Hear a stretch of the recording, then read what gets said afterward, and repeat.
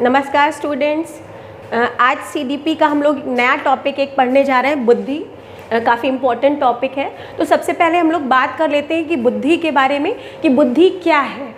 तो बुद्धि के लिए कहा गया है कि बुद्धि एक अमूर्त संप्रत्यय है। अमूर्त संप्रत्यय का मतलब होता है एक ऐसी चीज़ जिसे हम प्रत्यक्ष देख नहीं सकते हैं, अर्थात जिसे ना तो प्रत्यक्ष देखा जा सकता है और ना ही उसका मूल्यांकन किया जा सकता है। इसीलिए सामान्य अर्थों में जब हम किसी सामान्य व्यक्ति को देखते हैं तो उसको देख करके उसकी बुद्धि का पता लगाते हैं। बुद्धि को कई रूपों में स्वीकार किया गया है। जैसे क्या है कि समस्या समाधान की योग्यता क्या होती है? बुद्धि।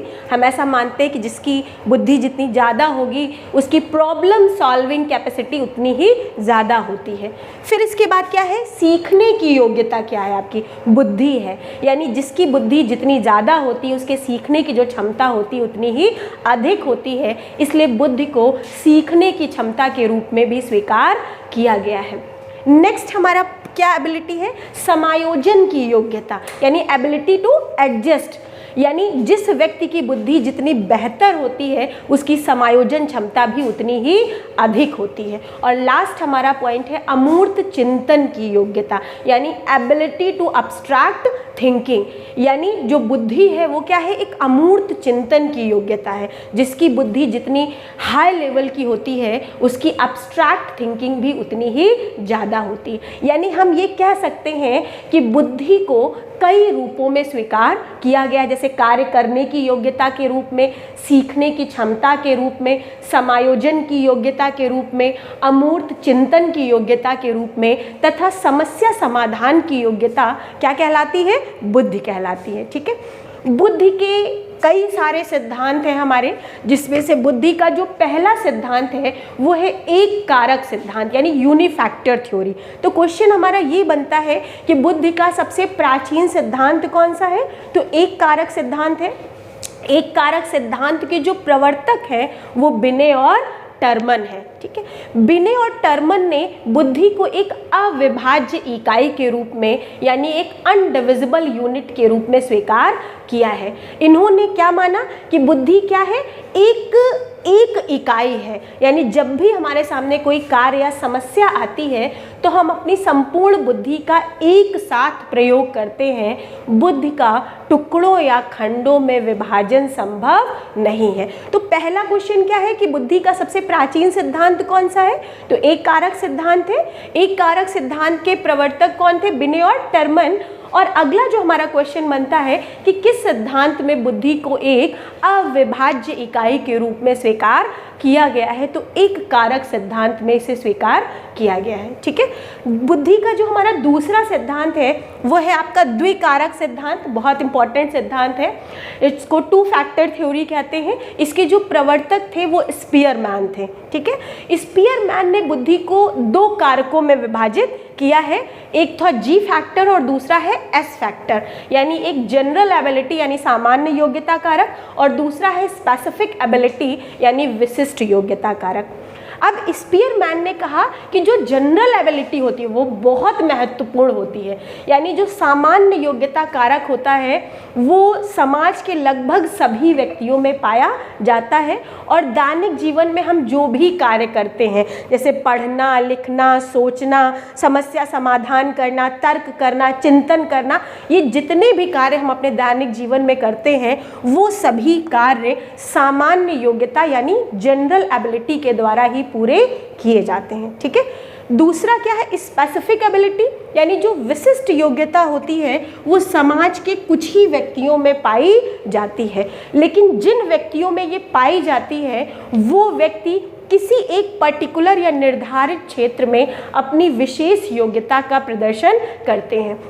जैसे हम लोग मान लेते हैं कि कोई बहुत बड़ा वैज्ञानिक है, तो आपने क्या देखा कि उसकी जनरल एबिलिटी थोड़ी सी कम होती है, लेकिन स्पेसिफिक एबिलिटी इतनी ज़्यादा है कि वो अपने क्षेत्र में अपना विशेष योगदान देता है। लेखक हो गए तो उनकी जो लेखन क्षमता होती है वो बहुत अधिक होती है, लेकिन उनकी जो जनरल एबिलिटी होती है वो स्पेसिफिक एबिलिटी के कंपैरिजन में थोड़ी कम होती है। यानी जो विशिष्ट योग्यता होती है वो समाज के कुछ ही व्यक्तियों में पाई जाती है, लेकिन वो व्यक्ति किसी न किसी निर्धारित क्षेत्र में अपनी विशेष योग्यता का प्रदर्शन करते हैं। ठीक है, तीसरा जो हमारा सिद्धांत है वो है आपका बहुकारक सिद्धांत, मल्टी फैक्टर थ्योरी, जिसके जो प्रवर्तक माने गए हैं वो है थॉर्नडाइक। थॉर्नडाइक ने क्या कहा कि जो बुद्धि है वो छोटे छोटे कारकों से मिलकर बनी है, यानी बुद्धि में जो छोटे छोटे कारक होते हैं वो स्वतंत्र रूप से क्रिया करते रहते हैं, और जब भी हमारे सामने कोई कार्य या समस्या आती है तो उनमें से कोई एक कारक प्रभावी हो जाता है और हम उस कार्य या समस्या को पूरा कर लेते हैं। थॉर्नडाइक ने ये भी कहा था कि बुद्धि के कई भाग या खंड होते, कई पार्ट्स होते हैं जिनमें जो कारक होते हैं वो पाए जाते हैं। जब सभी पार्ट्स में कारक पाए जाएंगे तो जब किसी दुर्घटना में किसी का एक्सीडेंट हो जाता है तो सब पूरी बुद्धि एक साथ कार्य करना बंद नहीं करती है। केवल और केवल जिस पार्ट में चोट लगी होती है उस पार्ट के जो कारक होते हैं वो नष्ट हो जाते हैं और उतना क्षेत्र हमारा काम करना बंद कर देता है। कभी भी संपूर्ण मस्तिष्क एक साथ कार्य करना बंद नहीं करता है। तो थॉर्नडाइक ने ये माना कि दुर्घटना में किसी एक पार्ट में चोट लगने पर केवल उसी पार्ट के जो हमारे कारक होते हैं वो नष्ट हो जाते हैं और उतना पार्ट हमारा कार्य करना बंद कर देता है। कभी भी संपूर्ण मस्तिष्क एक साथ निष्क्रिय नहीं होता है। ठीक है, चौथा देखिए यहाँ पे जो हमारा सिद्धांत है वो है समूह कारक सिद्धांत, यानी ग्रुप फैक्टर थ्योरी। समूह कारक सिद्धांत के प्रवर्तक थर्स्टन थे और थर्स्टन ने ये माना कि जो बुद्धि होती है वो छोटे छोटे कारकों के समूहों से मिलकर बनी होती है, यानी बुद्धि में जितने भी कारक पाए जाते हैं वो कई सारे कारक मिलकर एक ग्रुप को फॉर्म करते हैं, यानी एक समूह का निर्माण करते हैं। और वो जो समूह होता है वो हमारे जीवन के किसी न किसी क्षेत्र से संबंधित होता है। जब भी हमारे सामने उस क्षेत्र से संबंधित कोई कार्य आता है तो वही समूह हमारा प्रभावी हो जाता है और हम उस कार्य को पूरा करते हैं। जैसे यहाँ पे इन्होंने जो डिस्क्रिप्शन दिया है तो हमारी बुद्धि का पहला समूह क्या है, एन है, जिसको हम लोग क्या कहते हैं, न्यूमेरिकल एबिलिटी के नाम से जाना जाता है। गणितीय योग्यता कारक है, तो गणित से संबंधित जितनी भी चीज़ें हम अपने व्यवहारिक जीवन में करते हैं जैसे नाप तौल लेन देन, ये सभी हमारे किसके द्वारा कार्य किया जाता है, हमारे न्यूमेरिकल एबिलिटी के द्वारा ये पूरा किया जाता है। इसमें एक और इम्पॉर्टेंट है, एस से हमारा स्पैटियल एबिलिटी है जिसको स्थानिक योग्यता कहते हैं या स्थानिक बुद्धि के नाम से जाना जाता है। तो जो स्थानिक बुद्धि होती है वो क्या है कि आपके परिवेश में जो भी पेड़ पौधे हैं, खनिज पदार्थ है, मिट्टी है, जलवायु है, इनको जानने या पहचानने की जो योग्यता होती है वो आपकी क्या कहलाती है, स्पैटियल एबिलिटी कहलाती है, यानी स्थानिक बुद्धि कहलाती है। प्राकृतिक बुद्धि का जो कंसेप्ट है वो पूरी बुद्धि के सिद्धांत में नहीं दिया गया, यानी जो थर्स्टन थे उन्होंने कहीं भी प्राकृतिक बुद्धि शब्द का प्रयोग नहीं किया है, बल्कि स्पैटियल जो एबिलिटी होती है उसके द्वारा हम अपने परिवेश को, अपनी जलवायु को, अपने पेड़ पौधे और वनस्पतियों या खनिज पदार्थों को पहचानते हैं। ठीक है, इसी तरह वी से हमारी वर्बल एबिलिटी है, आर से हमारी रीजनिंग एबिलिटी है, डब्ल्यू से हमारी वर्ड फ्लुएंसी यानी शब्द प्रवाह योग्यता है, एम से हमारी मेंटल एबिलिटी है और एल से हमारी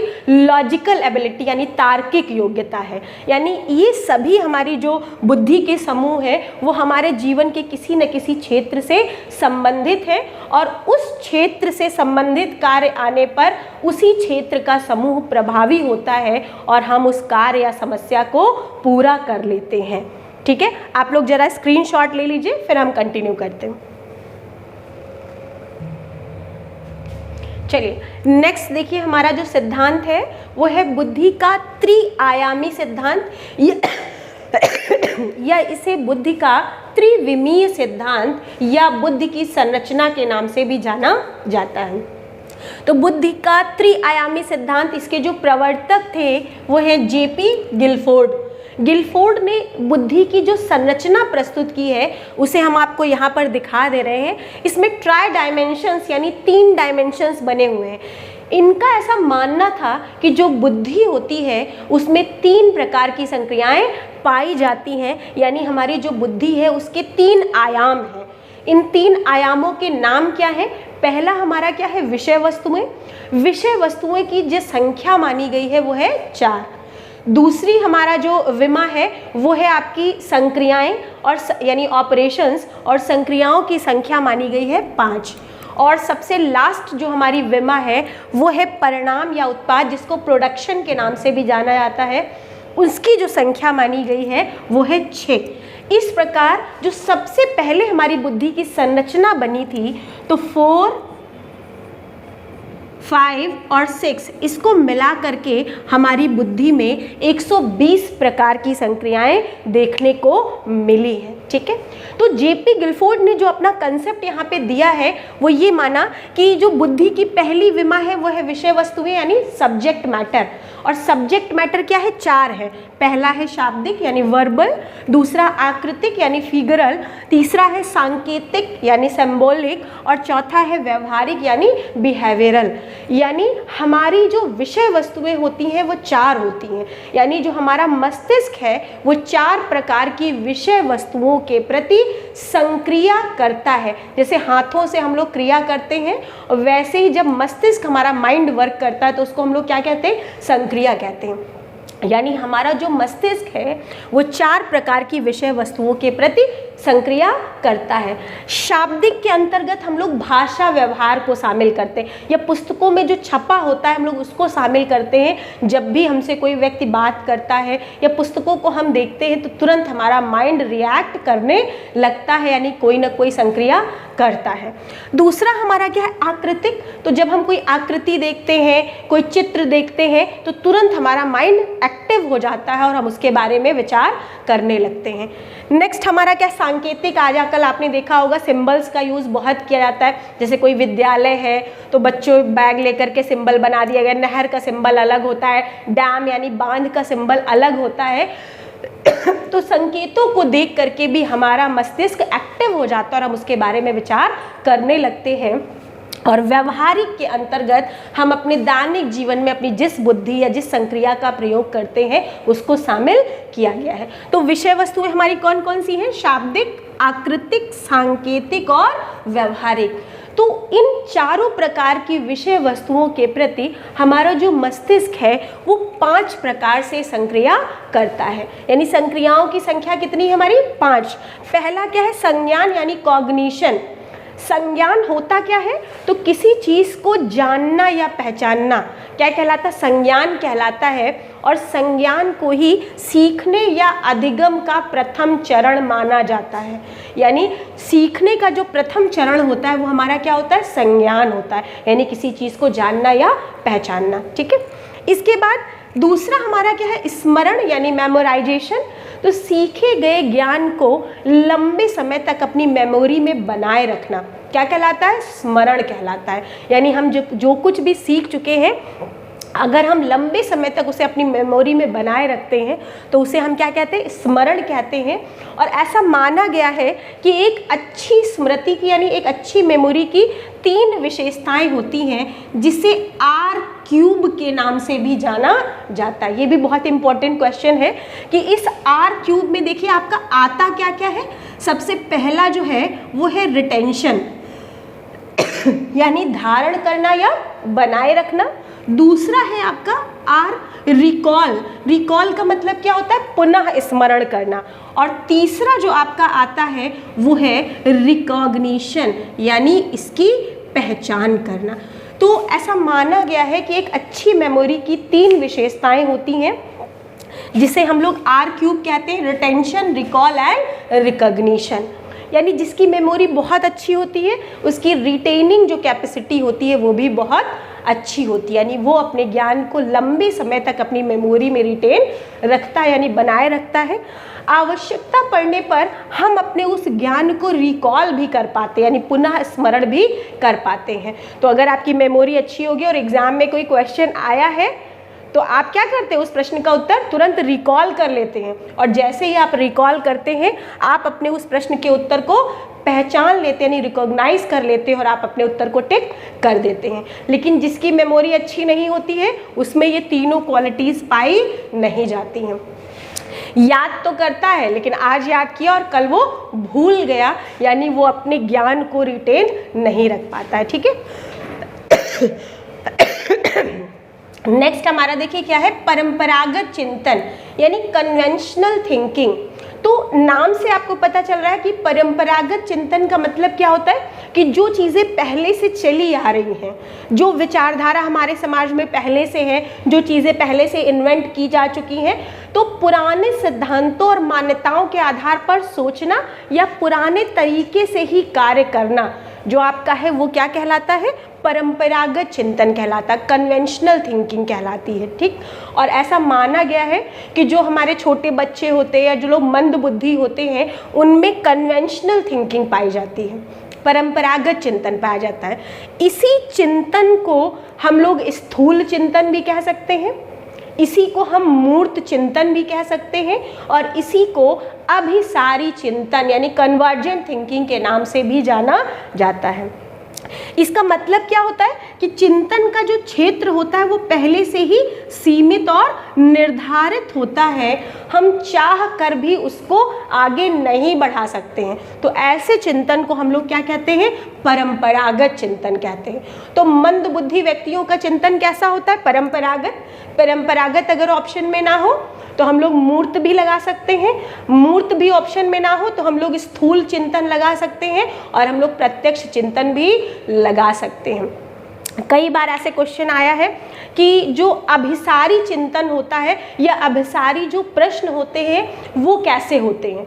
तो अभिसारी प्रश्न या जो अभिसारी चिंतन होता है इसका मतलब ऐसा कोई प्रश्न जिसका उत्तर सीमित हो और पहले से ही निर्धारित हो, जिसमें हमें अपनी बुद्धि को प्रयोग करने का अवसर ना मिले, ऐसे जो प्रश्न होते हैं उनको हम लोग अभिसारी प्रश्न कहते हैं। या आप ये कह लीजिए कि जो आपके जो है वस्तुनिष्ठ प्रश्न होते हैं, यानी जो ऑब्जेक्टिव प्रश्न होते हैं, जो आपके डेट वाले प्रश्न होते हैं, जो सत्य असत्य वाले प्रश्न होते हैं, वो सभी अभिसारी प्रश्न में आते हैं। जैसे हम आपसे पूछ ले कि हमारा देश कब स्वतंत्र हुआ था, तो उसकी एक फिक्स्ड डेट है, हम चाहें भी तो इसमें कोई बदलाव नहीं कर सकते हैं, तो ये आपका अभिसारी प्रश्न है। अगर हम आपसे कह दें कि महात्मा गांधी के बचपन का नाम क्या था, तो वो भी निर्धारित है, तो ये कैसा प्रश्न है, अभिसारी प्रश्न है।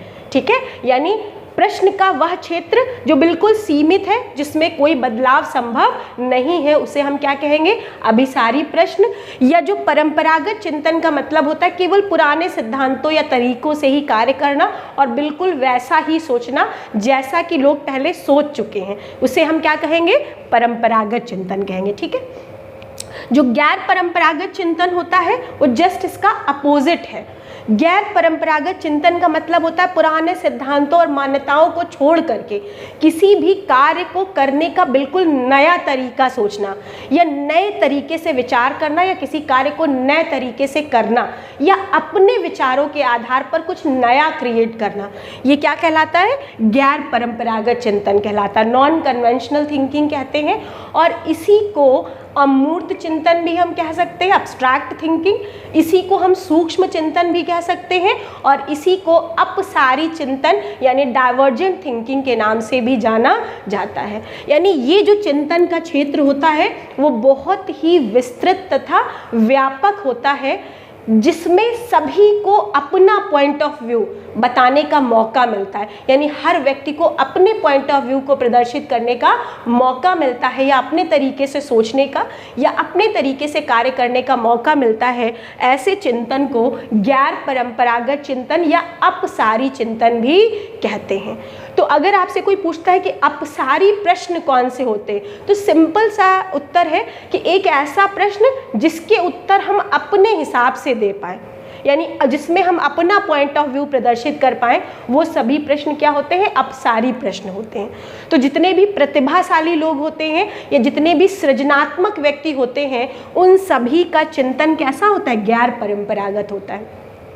अगर ऑप्शन में गैर परंपरागत नहीं है तो हम लोग सूक्ष्म चिंतन भी लगा सकते हैं, सूक्ष्म में भी ऑप्शन नहीं है तो हम लोग अपसारी लगा सकते हैं, या हम लोग अमूर्त चिंतन पे टिक कर सकते हैं। ठीक है, तो जो आपका अपसारी प्रश्न कैसा होगा, जैसे हम कह दें कि यदि आपको एक हफ्ते के लिए प्रधानमंत्री या शिक्षा मंत्री बना दिया जाए तो आप क्या बदलाव करेंगे। तो यहाँ पे क्या है कि आपको अपना पॉइंट ऑफ व्यू देने का मौका मिला है, तो ये कैसा प्रश्न है, अपसारी प्रश्न है। ठीक, अगर ये कह दिया जाए कि यदि आपको 2 दिन के लिए कक्षा का मॉनिटर बना दिया जाए तो आप उनमें क्या सुधार करेंगे, तो ये भी कैसा प्रश्न है, अपसारी प्रश्न है, क्योंकि यहाँ पर आपसे आपका पॉइंट ऑफ व्यू मांगा गया है और जितने लोगों से मांगा जाएगा हर व्यक्ति का पॉइंट ऑफ व्यू अलग अलग होगा। तो ऐसे प्रश्नों को हम लोग क्या कहते हैं, अपसारी प्रश्न या अपसारी चिंतन कहा जाता है। ठीक है, इसके बाद संक्रिया का जो अंतिम चरण है वो मूल्यांकन है। मूल्यांकन को पहले CCE के नाम से जाना जाता था, कंटिन्यूअस एंड कॉम्प्रिहेंसिव इवैल्यूएशन, सतत एवं व्यापक मूल्यांकन। जब से आपकी नई शिक्षा नीति आई है तो यहाँ पर ई में थोड़ा सा चेंजेस किए गए हैं। CCE के प्लेस पर CCA को रखा गया है, कंटिन्यूअस एंड कॉम्प्रिहेंसिव असेसमेंट को यहाँ पर रखा गया है कि हमें बच्चे का क्या करना है, सतत एवं व्यापक आकलन करना है। तो यहाँ पे संक्रिया में जो अंतिम चरण दिखाई दे रहा है आपको वो है मूल्यांकन, जिसको वर्तमान समय में सतत एवं व्यापक आकलन के नाम से जाना जाता है। तो यहाँ पे देखिए 2 शब्द हैं, एक है सतत और दूसरा है व्यापक। तो पहला सतत तो ये कि जो मूल्यांकन की प्रक्रिया होती है या जो आकलन की प्रक्रिया होती है वो कंटिन्यूअस होनी चाहिए, यानी हमें लगातार असेसमेंट करते रहना चाहिए। यानी शिक्षण कार्य को प्रारंभ करने से लेकर के शिक्षण के समाप्त होने तक हम लगातार बच्चे का असेसमेंट करते हैं। इसके बाद जो दूसरा सी है वो है कॉम्प्रिहेंसिव यानी व्यापक। तो व्यापक शब्द को इसलिए यहाँ पे शामिल किया गया है क्योंकि जो असेसमेंट होता है वो केवल शिक्षा में ही नहीं होता है, हम जीवन के प्रत्येक क्षेत्र में अपना आकलन करते हैं, चाहे वो शैक्षिक से संबंधित हो चाहे वो सह शैक्षिक हो। तो यहाँ पे जो दूसरा सी है व्यापक, उसमें शैक्षिक के साथ साथ सह शैक्षिक क्षेत्रों के असेसमेंट को भी शामिल किया गया है। ठीक है भाई। इसके बाद हम क्या देखते हैं कि जब हमारा मस्तिष्क 5 तरह से संक्रिया करता है तो हमें परिणाम के रूप में 6 प्रकार के परिणाम या उत्पाद प्राप्त होते हैं, जिन्हें हम लोग इकाई, वर्ग, संबंध, प्रणाली, प्रत्यावर्तन और सबसे लास्ट में हमारा क्या है, निहितार्थ, यानी जिन उद्देश्यों को आधार मान करके हम कोई कार्य करते हैं उन उद्देश्यों की प्राप्ति किस सीमा तक हुई है उसे हम किस में शामिल करते हैं, निहितार्थ में शामिल करते हैं। ठीक है भाई, तो आज का हमारा ये जो बुद्धि का इतना टॉपिक था वो यहीं से कंप्लीट होगा। अगला इसी में जो हम कंटिन्यू करेंगे, अभी आगे भी आपकी बुद्धि है, इसको हम अपने नेक्स्ट लेक्चर में कंटिन्यू करेंगे। Okay, thank you.